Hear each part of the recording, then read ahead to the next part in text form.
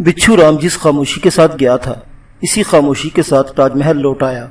کسی کو اس کی مکارانہ آمد و شد کا پتہ ہی نہ چل سکا۔ نجو بائی بے چینی سے اس کی منتظر تھی۔ اسے ابھی تک نہیں پتا چلا تھا کہ بچھو رام راج محل لوٹ آیا ہے، نہ ہی اس نے نجو بائی کو اپنا چہرہ کرایا تھا۔ وہ بہت مسرور تھا اور ایک انداز خاص سے ہی وہ نجو بائی کے پاس جانے کا ارادہ کیے ہوئے تھا، جس کے لیے اس نے خصوصی تیاری کا اہتمام کر رکھا تھا۔ اب وہ اپنے اقامتی کوشے کے اندر اس تیاری میں مصروف تھا۔ رات اپنے ابتدائی پہر میں تھی اور وہ حسب سابق سفید سوتی ساڑی میں اپنی تخلیہ گاہ میں سونے کے لیے آ گئی۔ جیسا کہ مذکور ہو چکا، نجو بائی کا اب زیادہ تر وقت اپنی تخلیہ گاہ میں ہی گزرتا تھا کہ یہی اس کے لیے بہتر بھی تھا۔ یہ سب کو معلوم تھا۔ اس کا بیٹا ایش کمار اور اس کی بیٹی سونینا بھی اس میں راضی تھے کہ کہیں راجہ پرتاپ کمار بار بار اسے اپنی نظروں کے سامنے دیکھے اور اس کا دبا ہوا قہر و غضب امٹ پڑے اور وہ جلال میں آ کر ان کی ماں کو بندی خانے میں ڈلوانے کا حکم جاری کر دے۔ اس طرح کم از کم وہ ان کی ماں کی سازش کو بھلائے ہوئے تھا۔ لہٰذا وہ صرف اپنے دونوں بچوں کے لیے ہی سارا دن میں تھوڑی دیر کے لیے باہر آتی اور پھر دوبارہ تخلیہ گاہ کا رخ کرتی۔ سمجھنے اور دیکھنے والوں کے لیے وہ ایک ایسی دھارمک ودوا عورت کا روپ دھار چکی تھی جس نے خود کو تیاگ دیا تھا اور اب پوجا پاٹ میں خود کو مصروف رکھتی تھی۔ مگر کون جانتا تھا کہ وہ اس طرح ایک کونے میں رہتے ہوئے بھی نفاق اور ایک نئی سازش کا بیج بونے میں مشغول تھی۔ اس چھوٹی جی پوجا پاٹ کی جگہ کو اس نے بظاہر تخلیہ گاہ کا نام دے رکھا تھا، جو در حقیقت عیاش گاہ تھی۔ وہ تخلیہ گاہ میں آ کر اپنی مسیری پر دراز ہو گئی۔ اس کی بڑی گہری آنکھوں میں اب نئے سہانے خواب تھے، مہارانی بننے کے خواب۔ اچانک کسی کے قدموں کی آہٹ سنائی دی۔ کمرے میں دیے اور شمع روشن تھی۔ اس نے چونک کر دروازے کی سمت دیکھا۔ دیکھنے سے پہلے وہ جان گئی کہ اس کی تخلیہ گاہ میں یوں صرف ایک ہی شخص بغیر دستک دیے اندر داخل ہو سکتا ہے، اور وہ ہے بچھو رام۔ وہ واقعی بچھو ہی تھا، مگر اس کے باوجود نجو بائی اپنے رازداں کو دیکھ کر چونک پڑی۔ اس کا چہرہ حیرت کی تصویر اور آنکھیں اس کی تفسیر بن گئی تھی۔ بچھو رام، یہ تمہیں کیا ہو گیا ہے؟ کیا کرنے چلے ہو تم؟ اس نے رات کی خاموش اور دم بخود تنہائی میں نہایت ہلکی مگر لرزتی سی آواز میں دروازے پر کھڑے مسکراتے بچھو رام کی طرف دیکھا۔ بچھو رام جو اس وقت زرق برق اور چمکدار پوشاک میں کھڑا بالکل ویسا ہی دکھ رہا تھا جیسے کسی ریاست کا مہاراجہ ہو۔ اس کا خیال تھا کہ نجو بائی اسے اس لباس فاخرہ میں دیکھ کر خوشی سے کھل اٹھے گی اور بے اختیار نشہ حکمرانی میں آ کر اس کی طرف بڑھے گی اور خود سے لپٹائے گی، مگر حقیقت اس کے برعکس تھی۔ اپنے غلام اور اس کے کھپچھی سے بدحیت وجود پر اپنے آجہانی پتا کا یہ شاہانہ لباس دیکھ کر نجو بائی سرتا پا ایک جلتا اور سلگتا ہوا انگارہ بن گئی۔ اسے بچھو رام کا چمرخ سا بے کشش وجود تو نظر آ رہا تھا، لیکن چہرہ نہیں۔ اس کی جگہ اچانک مہاراجہ چندر گپتا کا چہرہ آن ٹکا تھا، جس نے نجو بائی کو سرتا پا لرزا کر رکھ دیا تھا۔ وہ بپھر گئی۔ ایسا دوسری یا تیسری بار ہوا تھا کہ جب بھی اس کی نگاہوں کے سامنے اپنے شوہر کا چہرہ دکھائی دیتا، اس کی یہی کیفیت ہو جاتی تھی۔ وہ ایک دم اٹھی اور اس ٹرے انداز میں آواز حلق سے خارج کرتے ہوئے اس کی طرف بڑھی اور بچھو رام کی منینی سے وجود کو اپنے ہاتھوں میں دبوچ لیا۔ وہ گھبرا گیا۔ نجو بائی ایک سروقد اور توانا بھرپور جسم کی مالک تھی۔ اس نے بچھو رام کی گریبان میں ہاتھ ڈال کر خارزدہ لہجے میں کہا، بچھو رام، تیری یہ جرت کیسے ہوئی کہ تو میرے سرخ باشی پتا کا لباس پہنے؟ میں تجھے زندہ نہیں چھوڑوں گی، مورخ۔ یہ کہتے ہوئے اس نے بچھو رام کا لبوترا چہرہ اپنے ناخنوں سے نوچ ڈالا۔ یہی نہیں، اس کی پوشاک بھی اتارنے کی مجنونانہ سی کوشش کرنے لگی۔ اس پر جیسے پاگل پن کا دورہ پڑ گیا تھا۔ بچھو رام نے اس کے دورے کا ایک ہی علاج کر کے نجو بائی کو اس کی اوقات یاد دلا دی۔ اس نے بھی غصے سے اپنے دانت اور ہونٹ بھینچ کر ایک زوردار تھپڑ اس کے چہرے پر رسید کر دیا۔ وہ بل بلا کر الٹ پڑی، چند قدم پیچھے لڑکھڑائی اور دوسرے ہی لمحے وہ چند قدموں کے فاصلے پر اس طرح کھڑے کھڑے اپنی پھیلے ہوئی آنکھوں اور فک چہرے کے ساتھ بچھو رام کو تکتی رہ گئی۔ اس کا ایک ہاتھ اپنے گال پر تھا۔ نجو بائی، تیرا دماغ کیوں الٹ جاتا ہے؟ آج تو نے یہ سب کر دیا، پرنتو آئندہ دھیان رکھنا ایسا نہ ہو کہ میں تجھے بندی خانے تک پہنچا دوں۔ وہ اپنے اندر کی غلاظت کو ہک دک سی کھڑی نجو بائی کے چہرے پر انڈیلتا ہوا اور اس کے ذرا قریب آ کر مزید بولا، مت بھول اپنی اوقات کو تو بھی، کہ اب مہارانی تو کیا نجو بائی بھی نہیں رہی تو، بلکہ کچھ بھی نہیں رہی۔ شکر کر میرا کہ میں تجھے ایک بار پھر بلندیوں تک پہنچا رہا ہوں۔ تیری خاطر میں کہاں کہاں کی خاک چھانتا ہوا یہاں تک پہنچا ہوں کہ تجھے دوبارہ مہارانی بننے کی خوشخبری سناؤں، پرنتو تو نے میری ساری محنت کو مٹی کا مادھو بنا ڈالا۔ بلکہ تو اس قابل ہی نہیں کہ تجھے دوبارہ اونچی شان نصیب ہو۔ تو اب ادھر ہی راج محل کے ایک دور دراز کونے میں پڑی سڑتی رہ ساری زندگی، یہی تیری سزا ہے۔ کہتے ہوئے بچھو رام نے اپنی مہاراجاؤں والی پوشاک اتار کر غصے سے گمسم سی کھڑی نجو بائی پر اچھال دی۔ نجو بائی کے اندر ایک دھماکہ ہوا۔ وہ اپنے غلام، جب اس کا غلام کہاں رہا تھا، وہ تو اس کی جلوتوں کا ہی نہیں بلکہ خلوتوں کا بھی ساتھی اور رازدہ بن چکا تھا۔ وہ تو اسے تاج حکمرانی پہنانے کے وسیلے کر رہا تھا۔ نجو بائی نے فوراً ناگن کی طرح کنچری بدلی اور بے اختیار اس کی طرف بڑھی اور اس کے قدموں میں جا گری۔ اس نے دروازے کی طرف بڑھتے ہوئے بچھو رام کے قدم پکڑ لیے۔ مجھے شمع کر دو بچھو رام، معاف کر دو مجھے، میں اپاگن ہوں، تمہارے لیے اتنے بڑے احسان کو نہ سمجھ سکی۔ میں تمہاری کوششوں کے بعد مہارانی بھی بن جاؤں تو تمہاری کنیز ہی بن کر رہوں گی۔ نجو بائی کی گریاؤ زاری، آنسور دادے فریاد نے بچھو رام کو موم کر دیا۔ اس نے بڑی گرسنا نظروں سے نجو بائی کو اپنے قدموں میں جھکے وجود کو دیکھا اور اس کے اندر کا مردار خور کرگس بیدار ہو گیا۔ نجو بائی نے اسے آرام کرنے کے لیے بس اتنا ہی تو کیا تھا کہ اپنے بھرے بھرے بدن میں خوب کسی ہوئی ساڑی کا باریک سا پلو جو قدموں میں جھک جانے کی وجہ سے اس کے شانوں سے ڈھلک گیا تھا، اسے سنبھالنے کی چندہ ضرورت نہیں سمجھی تھی۔ اسی ہتھیار نے بچھو رام کی عقل کو خبت کر ڈالا اور وہ اس کے اندر کی کینہ پرور مکڑی کو بھانپ نہ سکا اور کسی اندھے گدھ کی طرح ڈھہ گیا۔ اس نے آہستگی سے نجو بائی کو اپنے بازو میں پکڑ کر کھڑا کیا اور دونوں مسیری کی طرف بڑھ گئے۔ نجو بائی اسے کہہ رہی تھی اسے پتہ نہیں کیا ہو جاتا ہے، شاید پے در پہ ناکامیوں اور صدمات نے اسے ادموا کر دیا ہے۔ بچھو رام نے تسلی دی۔ کمرے میں ایک بھیدو بری خاموشی طاری ہو گئی۔ تخلیہ گاہ کی دیواروں پر اب دیے کی صرف ایک ہی شمع رز رہی تھی جس کے جلوں میں دو سائے ایک دوسرے سے چپسا جلوہ کی نہ تھے۔ اگلے دن سحر سے کچھ قبل بچھو رام اپنے منینی سے وجود پر مہاراجہ چندر گپتا کی پوشاک جھلاتا ہوا تخلیہ گاہ سے نکلا اور سیدھا اپنے اقامتی گوشے کا رخ کیا۔ وہ بہت خوش و مطمئن تھا۔ اس نے جلدی اشنان وغیرہ کے بعد اپنے اصل پوشاک نکال کر پہنی اور تازہ کار حالات کی سنگن لینے کے لیے اپنے چند آدمیوں سے ملا۔ انہی سے معلوم ہوا کہ ریاست ناگرا کو فرنگیوں کی طرف سے ایک بڑی جنگ کا خطرہ ہے۔ بچھو رام دل ہی دل میں بڑا خوش ہوا۔ اگرچہ تخلیہ گاہ میں نجو بائی نے بھی اسے یہی کچھ بتایا تھا، تاہم اب اس کی تسلی ہو گئی۔ وہ اس بات سے پہلے تو باخبر تھا، تاہم وہ یہ دیکھنا چاہتا تھا کہ اس سلسلے میں متوقع جنگ کے جواب میں یہاں کیا کیا جا رہا ہے۔ بچھو رام اندر کا آدمی تو تھا ہی، جلدی سے پتہ چل گیا کہ فرنگیوں کو منہ توڑ جواب دینے کے لیے کوہ شمالیہ کی تینوں ریاستوں میں اتحاد قائم ہو چکا ہے۔ نہ صرف یہ بلکہ خاطر خواہ طریقے سے عسکری تیاریاں بھی مکمل کر لی گئی ہیں۔ یہ خبر بچھو رام کے لیے اہم تھی، وہ اس سے واقف نہ تھا، اسی وجہ سے فکر مند ہو گیا۔ اس نے ترنت شیورائے بھولکر تک یہ اطلاع پہنچا دی اور اپنے ایک ساتھی کو تیز رفتار گھوڑے پر دلی کی جانب روانہ کر دیا۔ راج محل میں ہی نہیں بلکہ اب ریاست ناگرا میں بھی بچھو رام کی درپردہ حیثیت غدار باغی کی سی تھی۔ اسی سبب اس نے اپنے چند ساتھیوں کو ساتھ ملا رکھا تھا جو پہلے سے ہی اس کی اطاعت کا دھم بھرا کرتے تھے۔ اگلے دن رات تک بچھو رام کا یہ قاصد لوٹ آیا۔ شیورائے بھولکر نے اپنے جوابی پیغام کے ساتھ چند ہدایت بھی اسے دی تھی۔ سب سے پہلے شیورائے نے کہا بچھو رام کو اس اہم اطلاع دینے کی شاباش دی اور ساتھ ہی چند ہدایات بھی دی کہ اتحادی افواج نقل و حرکت اور اس کے اسلحے کی سراحت تفصیل کے ساتھ اور ان کی نفری کی قوت کے بارے میں بتائے۔ سب سے آخر میں اسکرپٹ پلان تھا جس کے مطابق جنگ سے پہلے بچھو رام کو ریاست ناگرا میں راجہ پرتاپ کمار کے خلاف پروپگنڈا مہم چلانا تھی۔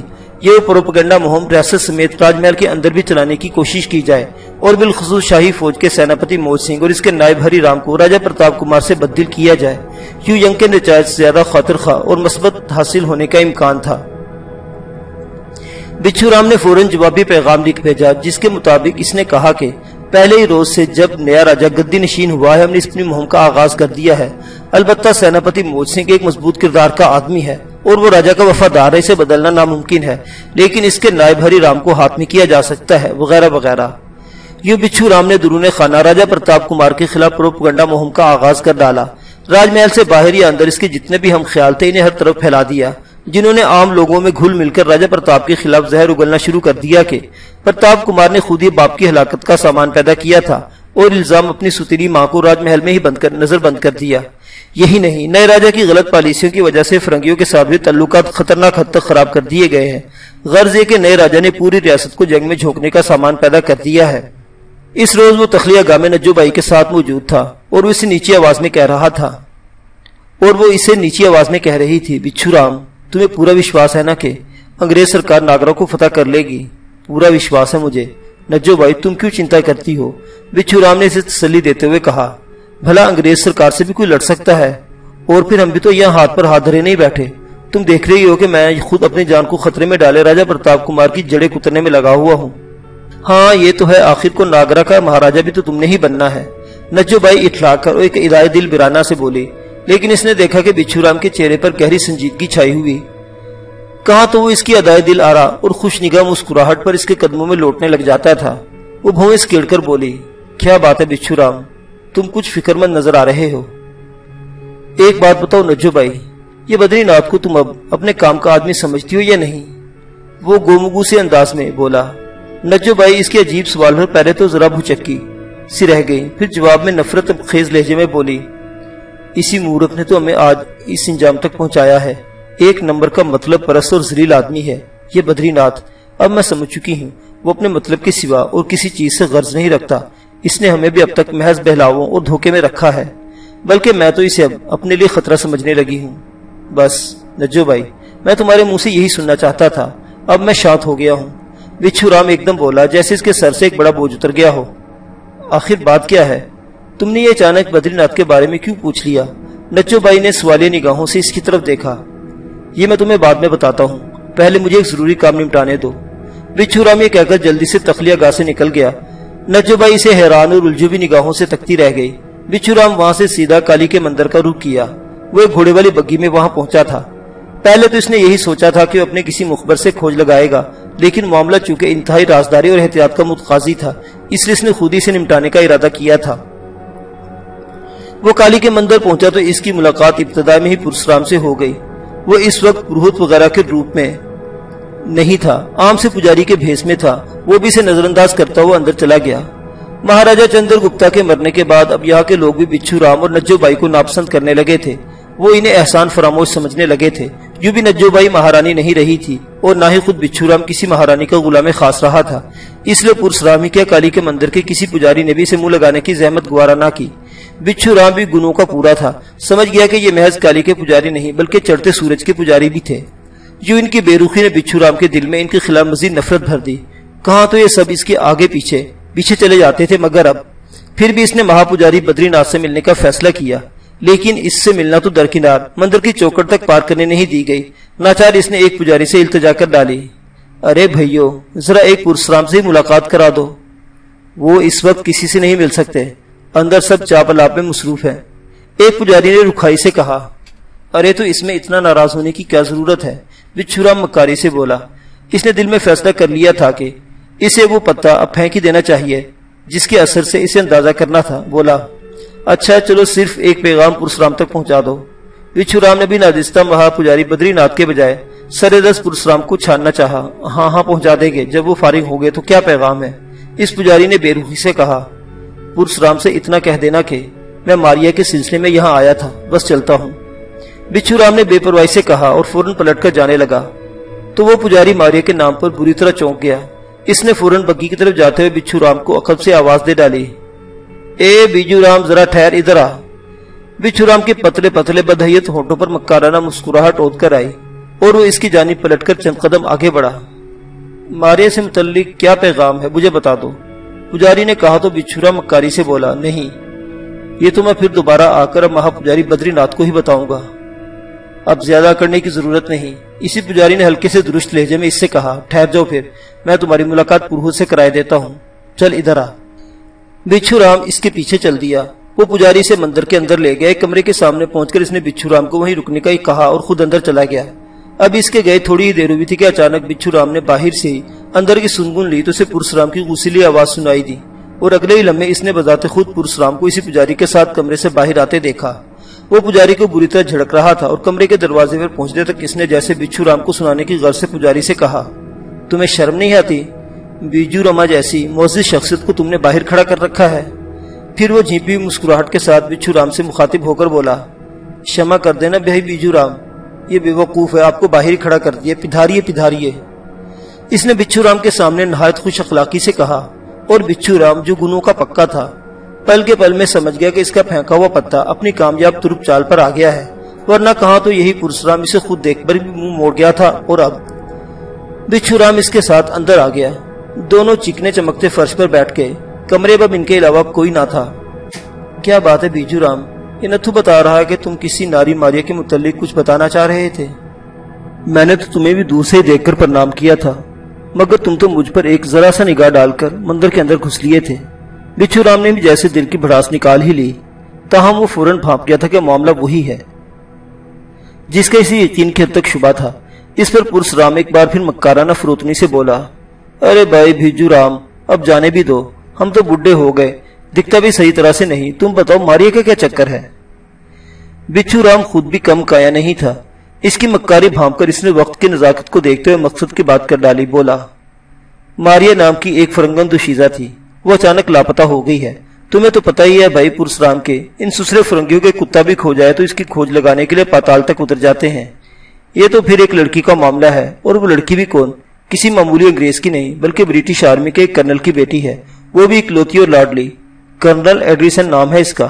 یہ کہنے کے بعد اس نے دانستہ کچھ دیر کی خاموشی اختیار کر لی اور بھانپتی ہوئی نظروں سے پرسرام کا چہرہ تکنے لگا جو ایک دم فقسا ہو گیا تھا۔ بچھو رام بھی سمجھ گیا کہ دال میں کچھ کالا تھا۔ تمہیں یہ سب کیسے پتا چلا؟ پرسرام نے پوچھا۔ مجھے کیا پتا چلنا تھا، میں تو شہر گیا تھا، وہیں جگہ جگہ پوسٹر اور اخبارات کے ٹکڑوں میں تصویر کے ساتھ یہ سب اعلان درج تھا، ماریہ کی تصویر بھی تھی۔ بچھو رام نے یہ کہتے ہوئے ایک اخبار کا ٹکڑا نکال کر اسے دکھایا جس میں ماریہ کی تصویر بھی تھی جو اس نے شیورائے بھولکر سے حاصل کی تھی۔ پرسرام نے اخبار کا وہ ٹکڑا لے کر اپنے چہرے اور آنکھوں کے بالکل قریب کر لیا۔ بچھو رام کی گھاگ نظر اس کے چہرے کے زبردست اتار چڑھاؤ کا جائزہ لیتی رہی۔ کیا تم نے اس فرنگن ناری کو کہیں دیکھا ہے؟ بچھو رام نے یہ جان بوجھ کر کہا تو پرسرام یوں اچھل پڑا جیسے اسے بچھو نے ڈک مار دیا ہو۔ گڑبڑاتے لہجے میں بولا، بھلا مجھے کیا معلوم، میں تو اس تصویر کو پہلی بار دیکھ رہا ہوں۔ اس کی گھبراہٹ دیکھ کر بچھو رام کو شبہ اب یقین میں بدل چکا تھا۔ وہ بڑے آرام سے اس کے شانے پر اپنے ہاتھ رکھتے ہوئے بولا، دیکھو بھائیو پرسرام، بات صاف کرو گے تو صاف ہی رہے گی اور ختم بھی ہو جائے گی، چھپاؤ گے تو بڑھ جائے گی۔ دوستی اور معاملہ داری کی بات کروں گا میں، کیونکہ یہاں ہم سب سانجے ہیں اور کوئی الگ نہیں۔ کوئی آفت آئی تو ہم سب نرغے میں ہی آئیں گے۔ اگر کوئی ایسی بات ہے تو بتا دو ابھی، تاکہ اس کا حل ابھی سے سوچ لیا جائے۔ شاطر بچھو رام کی بات نے پرسرام کو اندر ہی اندر بری طرح ٹھٹکار کر رکھ دیا۔ اس کے چہرے پر ایک رنگ آ رہا تھا اور ایک جا رہا تھا۔ یہ کہنا کیا غلط تھا کہ اس معاملے پر کچھ دنوں سے پرسرام خود بھی پریشان تھا اور اس نے اپنی پریشانی کا اظہار مہا پجاری بدری ناتھ سے بھی کیا تھا۔ تب وہ گہری سانس کھینچ کر ادھر ادھر ایک نظر ڈالنے کے بعد رازدارانہ لہجے میں بچھو رام سے بولا، بھائی بیجو رام، تمہاری بات کو میں رد نہیں کرتا۔ تھوڑے دنوں پہلے میں نے مہا پجاری بدری ناتھ سے بھی یہی کچھ کہا تھا کہ اس فرنگن ماریہ کی نشانی تک کو ختم کر دو، مگر وہ نہیں مانے۔ بس تب سے مجھے یہی چنتا کھائی جا رہی ہے۔ نشانی؟ کیسی نشانی؟ بچھو رام بھویں اسکیڑ کر سوالیہ نظروں سے اس کی طرف دیکھا۔ نشانی پر اس کے کان کھڑے ہو گئے تھے۔ تب پرسرام نے نیچی آواز میں کہا، بھائی بیجو رام، اب تم ہی میری مشکل حل کر سکتے ہو، اور کوئی طریقہ بتاؤ کہ مہاراجی مہا پجاری جی کی بدھی میں یہ بات آئے، ورنہ سب گئے کام سے۔ یہی تو کہا ہے میں نے بھائیو، جو معاملہ ہے ادھر ہی صاف کر دو، بعد میں گلے پڑ جائے گا۔ ویسے ہی نشانی والی کیا بات ہے؟ تم تو ہمارے پرانے خیر خواہ ہو بیجو رام، کسی سے ذکر مت کرنا۔ پرسرام بولا، سسری ماریہ کی اس پورن ماشی میں بلی چڑھا دی گئی۔ کیا؟ بچھو رام کا چہرہ فق ہو گیا۔ ہاں، پرنتو آگے سنو۔ اس سسری ماریہ کے پاس ایک شاہی خنجر تھا، چھوٹا سا، کوئی نمونہ تھا وہ، جو اس کے باپ نے نشانی کے طور پر اپنی بیٹی ماریہ کو دے رکھا تھا۔ وہ خنجر اپنے بدری ناتھ جی کو بھا گیا، وہ اس نے اپنے پاس رکھ لیا ہے۔ میں نے سمجھایا بھی ہے کہ یہ خنجر ہم سب کو پھنسوا دے گا، مگر وہ خود کو مہابلی سمجھتے ہیں، اس بات کو خاطر میں نہیں لائے اور ہمیں بری طرح جھلک دیا۔ وہ اتنا بتا کر چپ ہو گیا۔ بچھو رام کے کان فوراً کھڑے ہو گئے۔ اندر سے وہ بہت خوش ہوا۔ ماریہ کی گمشدگی کے سلسلے میں اس کا خدشہ 100% درست ثابت ہوا تھا۔ وہ یہ بھی جانتا تھا کہ اگر اس کی جگہ کوئی اور ہوتا تو پرسرام کبھی کی یہ راز اس کے سامنے نہیں کھولتا، لیکن چونکہ یہ لوگ بچھو رام اور نجو بائی ان کالے کرتوتوں سے پہلے ہی واقف تھے، اس لیے پرسرام نے بچھو رام سے کچھ نہیں چھپایا تھا۔ یوں بھی خود اس کی دم پر پاؤں آ پڑا تھا۔ تم اب کوئی چنتا مت کرو، میں خود کبھی دوبارہ یہاں آؤں گا اور مہا پجاری بدری ناتھ سے ملوں گا اور اسے سمجھانے کی کوشش کروں گا۔ پرسرام اس کی بات پر مطمئن ہو گیا اور اس کا شکریہ ادا کرنے لگا۔ بچھو رام کا مقصد پورا ہو گیا تھا۔ وہ فوراً وہاں سے کھسک گیا اور اس نے راج محل ہی آ کر دم لیا۔ اب وہ اپنے اقامتی گوشے میں بیٹھا سوچ میں گم تھا۔ اس کی چال کامیاب ہو گئی تھی۔ اس نے پرسرام سے بڑی لچھے دار باتیں کر کے اس سے منہ سے حقیقت اگلوا لی تھی۔ یہی نہیں بلکہ ماریہ سے متعلق ایک اہم بات بھی اس کے علم میں آ گئی تھی۔ وہ خنجر، وہ نشانی ان سب پجاریوں کے گلے کا پھندا بن سکتی تھی۔ بچھو رام، تمہارے ہاتھ میں ترپ چال لگ چکی ہے۔ فرنگیوں کا جنگ کا ایک اور جواز ان تک پہنچا دو، پھر ان پجاریوں کا قصہ ختم۔ اس نے خود سے کہا اور فوراً قاصد کے ہاتھ یہ اہم پیغام شیورائے بھولکر کی طرف روانہ کر دیا۔ معزز سامعین حضرات، یہ داستان ابھی جاری ہے، بقیہ واقعات اگلی قسط میں۔ دیکھتے رہیے ناولستان۔ اسلامی اور تاریخی کہانیوں کا مرکز۔ اللہ حافظ۔